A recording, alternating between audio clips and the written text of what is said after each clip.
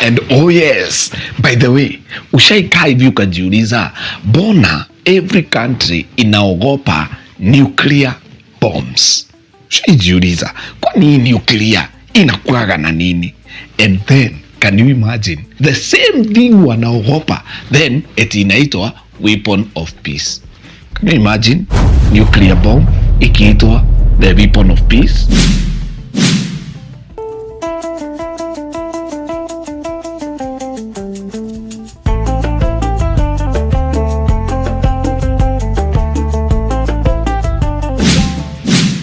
Oh yes, this is hii story. Na sasa tumerudi, na leo hakuna kitu ingine tunafanya, tunaangalia bona watu all over the world na zile country, for example America, the superpower, inaogopa nuclear weapons. Hii vita yote imekuwa huko Iran. Of course, wamekuwa wakisema ni kwa sababu Iran inatengeneza nuclear weapons. Of course, rumors has it maybe Iran already inaweza kuwa nazo, ama washafikisha 60% ya kuprocess the nuclear power, na ikifika 60 to 90 bas hiyo wanaweza kuwa wametengeneza bomb. Alright, but now why is it nuclear ni noma na ni fire na ni deadly?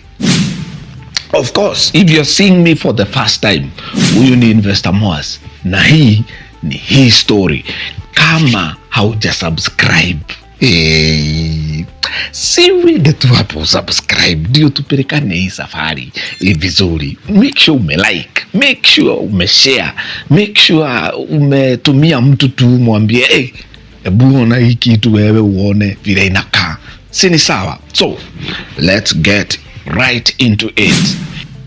Now, tukiongelea story ya nuclear, we can only go back to history tuone before nuclear bombs zimetumika aje.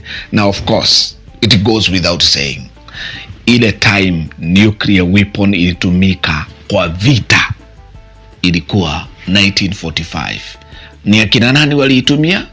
Ni watu wanaitwa US. Wakapiga nani? Japan.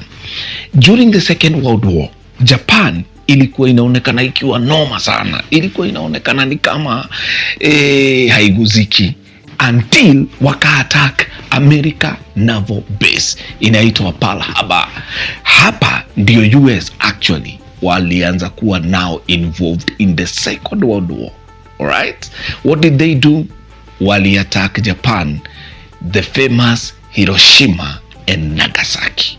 Now, one bomb in Hiroshima, for example, hii bomb ilikuwa ya nuclear, na during that time bomb ilikuwa inakuwa measured na kitu inaitwa kilotons.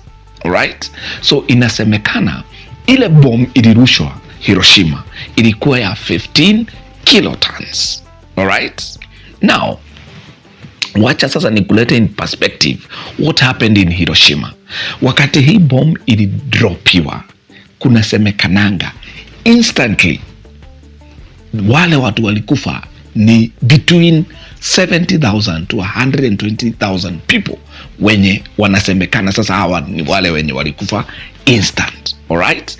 And by the way, by the time Hiroshima na Nagasaki ziliatakiwa, hapa ndipo nao World War II iliishia. Alright? So since then, of course, kila mtu aliona vile hii nuclear inaweza fanya. Now, wacha sasa nikulete sahi what we are talking about. Of course, several countries, around 9 countries in the world wanasemekana wako na hizi weapons, wakiongozwa na US, kuna Russia, kuna France, kuna UK, kuna China, kuna North Korea. Hizi ma countries zenye of course ziko mbele in technology. Israel also inasemekana iko nazo. Right? Now, currently nuclear warheads, ama sasa hiyo bomb yenye huwa ndio inaangukanga inaitwa the warhead, inakuwa measured na megaton. Of course, nilikuwa nimekuambia ile bomb ilirushwa Hiroshima ilikuwa 15 kilotons. Now, tukiongea mambo ya megaton, 1000 kilotons makes 1 megaton. So you get the difference? Alright? Na kama 15 kilotons zilikos hiyo damage yote, what about 1,000 kilotons? Now that's where the problem inaanzanga kuingia, and this is why of course everybody will fear nuclear weapons. So now wacha tuangalie sasa, for example hapa Kenya, okay, 1 megaton ya nuclear bomb. Of course hizi nuclear bombs, the reason as to why nuclear ikona a lot of impact, it's because the reaction yake si kama reaction ya other nucleus or other atoms. Inakuanga ni ile ikireact inajisplit very fast in milliseconds, na hiyo ikisplit kamoja kana split kengine, zinaenda zikisplit hivyo, so they create a force of energy. Now tukisema bomu moja ya nuclear imeangushwa Nairobi, 1 megaton, okay, what will happen? Now nuclear, the reaction ya nuclear ikidetonatiwa ina creating kitu inaitwa fireball. Now this fireball is not even actually fire, ni kitu inaitangwa plasma, ni kama the sun, okay, it's like unachukua sun mahali inakuanga, and you know sun is very far away from us, na ikituchoma kwanza January unaonanga vile huwa tuna peel off. Alright, sasa ni kama umechukua the sun umeileta hapa Nairobi, umeiweka hapo, so it's not even fire, it's more than fire, okay. Now 1 megaton ya nuclear ina create fireball ya diameter ya 3.2 kilometers to around 4 kilometers. Unajua hiyo ni kusema aje? Sasa tuna work Nairobi town, okay, ni kama kutoka City Stadium sasa across Rhine ukuje mpaka Serena, okay, hiyo distance ndio ile diameter tuna work nayo. So now if you are talking about a diameter, sasa ebu chora hiyo sako uone. It means hiyo sako inaenda mpaka South B, inarudi hivyo mpaka Muthaiga, inaenda Westlands, inaenda Parklands, hiyo yote hiyo ni fireball, okay. Sasa if 1 megaton nuclear bomb ianguke Nairobi, hiyo area yote nimekumensioniwa. Sasa ni kusema the CBD yote kutoka City Stadium hadi uko Serena kwenda South B kurudi hii side ya Muthaiga Thika Road, hiyo ball kutakuwa na hikyo kiball cha which you say it is not actually fire, ni plasma, yani ni kitu very hot and very fiery, okay. Now wale watu wote watakuwa hapo, okay, hata si kuchomeka watachomeka, they will vaporize. Unakumbuka evaporation, okay. So it means hao watu wenye watagongwa na hikyo ki fireball hata hawatajua ni nini imewagonga, hata hawatajua ni nini imefanyika, hata hawatapatikana, because ile heat hiyo tunasema ni heat kama ya sun itakuwa imewachoma, wamekuwa air, so hautawaona tena. Now that's one thing, ama that's one thing inafanya nuclear ikuwe very deadly. Now hao ni wenye hawajajua ni nini imefanyika, because ni kufuba na kufubua huwa hawako, okay. Now the more now sasa unaendelea sasa in radius, ndio sasa tunaenda kwa wale watu watakuwa affected juu ya building zitakuwa zinabomoka. Ile fireball mahali imeguza au huwa wameenda tu hivyo. Now around 8 kilometers zile building zote zitakuwa zote zimefanya nini? Zimebomoka, zimekrabo, okay. So kama tulikuwa tumesema about South B, so sasa ujue tushaanza kusonga. So building zote zenye ziko mpaka huko Cabanas zote zina flatten. Now hiyo, so kuna wale watu ambao watakufa kwa kuvaporize, ni kikundi ya kwanza. Kikundi ya pili ni wenye sasa wataagukiwa na hizi manyumba. Now kikundi ya tatu, Okay, ni wale watu ambao watakuwa in a radius of 11 kilometers na kukue na petrol station, because ile heat, because it's too much heat, anything flammable at around diameter ya 11 kilometers, kukiwa na petrol station, wale watu wanapika na gas, wale watu wanafanya anything flammable, itakuwa imechomeka. Alright, now inasemekananga yule mtu atakuwa 20 kilometers away. Na sasa unajua sasa tukiongea about 20 kilometers, unajua tuko wapi? Tuko karibu Juja kutoka Nairobi. So mtu wako Juja akiangalia hiyo fireball tu hivi na macho atakuwa blind because of the light vile itakuwa. Now that's how serious it is. Kuna wale watu maybe watakuwa wameponea because ile building haikuwa imemalizika kufanya nini, maybe kuanguka yote. Now kuna nini effect ya tatu yenye inaitwa air displacement, because of the reaction ya nuclear ina displace hewa yote. Unaona ile fireball si imeanguka pa, inakujanga inatoa hewa yote. Okay, na ikitoa hewa yote, of course kuna ile wave yenye inafikia watu wako mbali, inawarusha na inarusha nini, magari na nini na nini.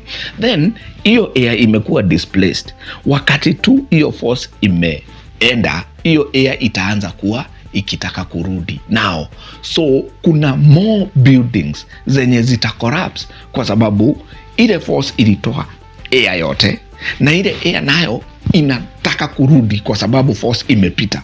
So it's like mulikuwa mmegongwa, alright, lakini hiyo kitu iliwagonga ni kama imerudi tena, imewagonga tena, ni kama ikaona ni kama haijawamalizia vizuri, ikarudi kuwamalizia vizuri. Now that's effect ya nuclear, and this is why nuclear bombs are very very very dangerous. Now why is it such thing that is so dangerous and then inaitwa a weapon of peace? Do you know why?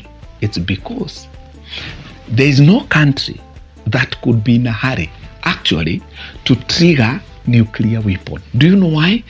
One, Russia iko na kitu inaitwa dead hand system. Hii ni automation. Hii automation inamaanisha tuseme kuna country imerushia Russia bomu moja ya nuclear. So of course the target itakuwa nini? Itakuwa leadership. We umeona vile vita ya Iran imeenda. Kwanza watu wa kwanza kugongwa ni the leaders, so that una displace, una confuse communication, no command, no what. So the first target itakuwa the highest hierarchy. So imesetiwa hivi, mumeturushia nuclear na tumenusa, system zetu zimenusa, zikasikia hiyo bomb si bomb ya kawaida. Hii bomb si hydrogen bomb, hii bomb si ya petroli, hii ni bomb ya nuclear. Zile system zinaanza kujidetonate zenyewe, zikiwa zina target hiyo bomb imetoka wapi. So the same way nilikwambia how missiles and anti-missiles works. Kuna hiyo kudetect kunini then kulock. Bas hizi bomb zenye zimesetiwa na hii system inajilipua yenyewe ama inazilaunch yenyewe na zinaenda kuattack mahali zimetoka. That means wale walikuwa wamerusha hata wao watarushiwa automatically. So it means nyinyi mtarusha muue wale, na wale hata kama watakufa system zao zitawapiga na hata nyinyi mtakufa. So actually the reason as to why hakuna mtu anataka kuingia kwa third world war, it's because ya nuclear. Why? Because hii weapon hata ukiwa nayo it's still dangerous to you. Ukiamua urushie watu bado kuna wenye watarusha back. So nobody could be safe. Na ikiwa 1 megaton, na ujue inasemekananga by the way US na Russia combined wako na over 50,000 megatons za nuclear. So kama Nairobi inafagiliwa yote, karibu yote inafagiliwa na bomu moja, what about 50,000? So hapa ni pale tulikuwa tunafanya mathematics.